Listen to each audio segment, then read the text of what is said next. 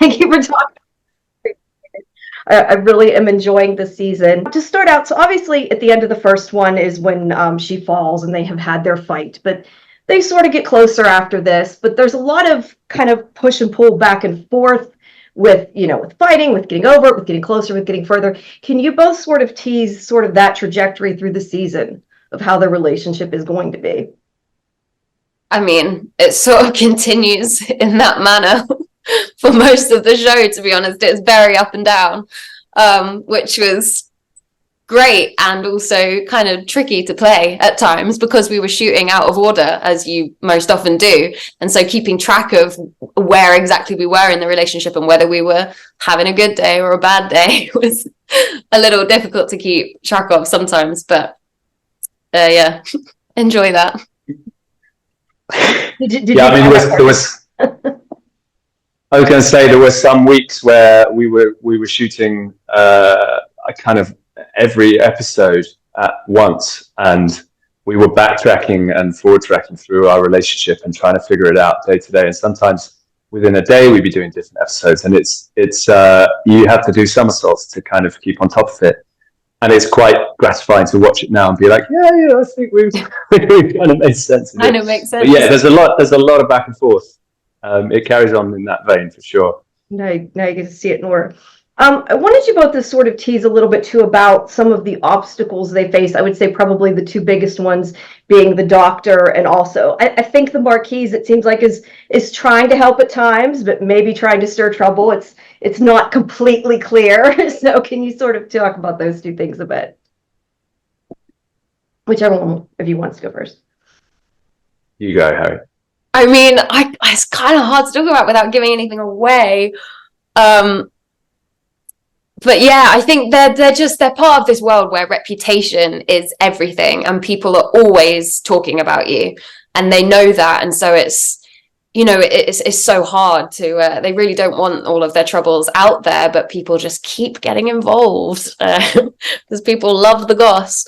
And yeah, the Marquise and the Doctor especially are two characters who potentially could stir up certain things further down the line. Who knows? We'll see. Anything to add to that without giving too much away? No, I mean, God, we're treading such a fine line here, but that's certainly two characters to watch, I'd say. All right, that's fair. So what was it like getting to be in such elaborate, well, I mean, for both of you, but especially for you, Harriet, in such elaborate costumes? I think that it would be a lot of fun, but also maybe uncomfortable. Yeah, you hit the nail on the head. That's exactly how it was. The costumes are incredible and they do a lot of the work for you in a way, because they really make you feel like you are that person sometimes, because they're almost like a character in themselves, and some of them are genuinely 100 years old, so that was amazing. But yeah, they're not the most comfortable and they make going to the toilet pretty difficult. Quite time consuming. It was a relief getting the corset off at the end of the day, I will say. Yeah, I'm sure. What about you, Ben? Did it inform your character choices a lot? Yeah, I mean, I think I was obviously I wouldn't dare complain about my costumes when the ladies in the production were all corseted, but certainly these high stiff collars, they force you to do a certain thing, and I don't feel the need to wear 4 or 5 layers of wool in my day-to-day life, so that certainly informs your choices too. But yeah, I mean, as Harriet said, so much of the work is done for you. You step into those, these kind of high-heeled, very stiff shoes, and everything is about appearance, and your chest is puffed out and your neck is pushed up, and all you then have to do is really get the words out, and you already look like you're a Victorian struggling against, society's ills, etc. So yeah. Right. Other than getting stuff out of order in the costumes, was there anything else that you found difficult, especially if it was like particularly, I guess, connecting with the characters themselves for either of you? Was there anything you sort of struggled with at the beginning? I actually feel like even though it's a period piece, there was a lot in Clara that I recognized. I think Helen, our writer, is phenomenal, and she's written these characters who are relatable, and they're going through, things that people today we go through. I think the story itself is about love and loss and unrequited love and, relationship troubles, family dramas, and all of those things still happen on a daily basis now. So I think even though it's set over 100 years ago, there's so much in there for audiences to recognize and empathize with and relate to. All right. What about you, Ben? Did you connect easily with it, with your character? Yeah, I don't want to say I connected easily with a guy with so much childhood trauma. My mum's still around, but no, I mean, I had a lovely childhood, and Frederick had a horrible one. But we still have these insecurities and these embarrassments from being a child that I think we quite easily sort of amplify for dramatic effect. And I think, as Harriet was saying, Helen wrote actually very, very modern characters, and Frederick's struggle with mental health is very obvious as a modern reader, and I think it was quite easy to kind of pour all of that knowledge I have onto him and just see him as sadly a man suffering out of time. I think he'd probably be fine in 2023 with a therapist, but no such luck. He only has Clara, and she's pretty good, but yeah. She tries. Yeah. And that was the next thing I was going to ask. What kind of, I mean, you sort of touched on this, but what was sort of some of the preparation that you did do while you were, forming your version of the character? I mean, oh, go on. No, you.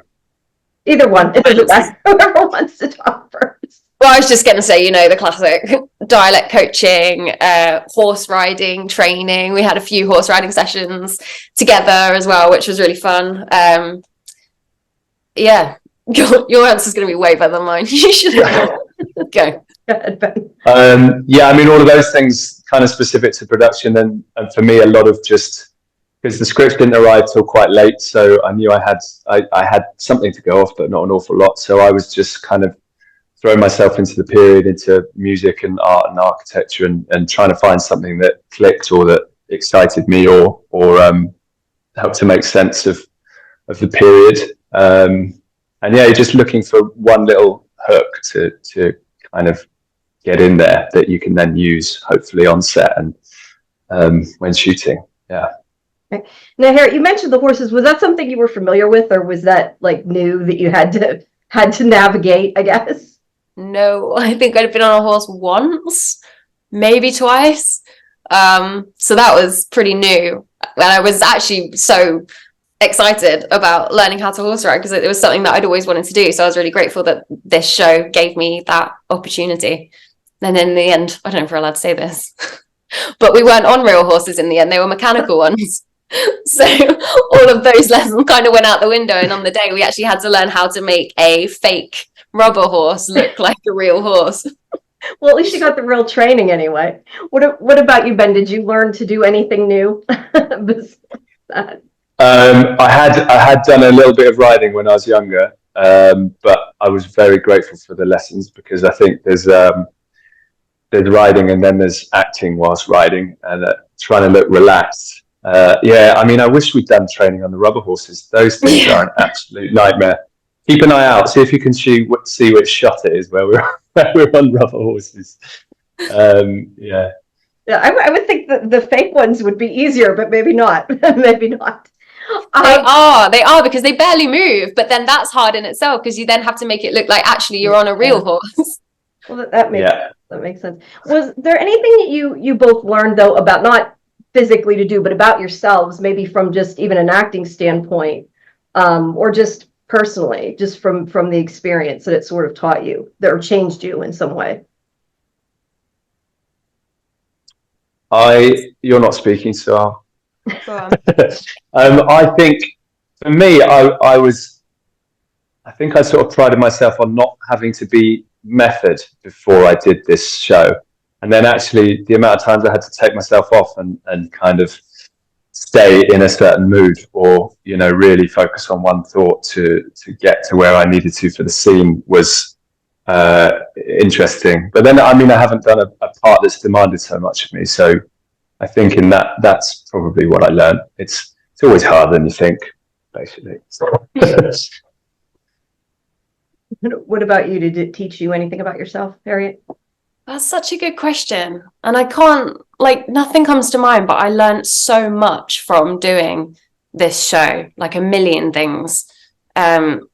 We just had so much fun.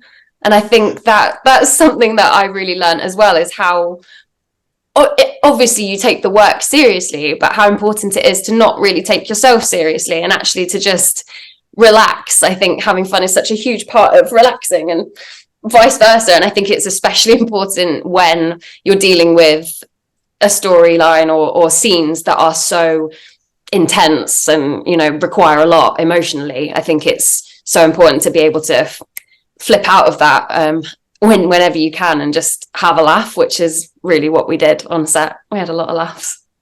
I was going to say, so you guys broke up some of the seriousness behind the scenes, I guess, in between takes. 100%. Yeah, I mean, we had to.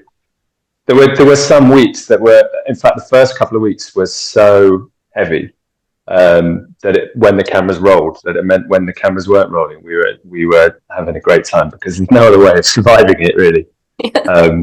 Yeah.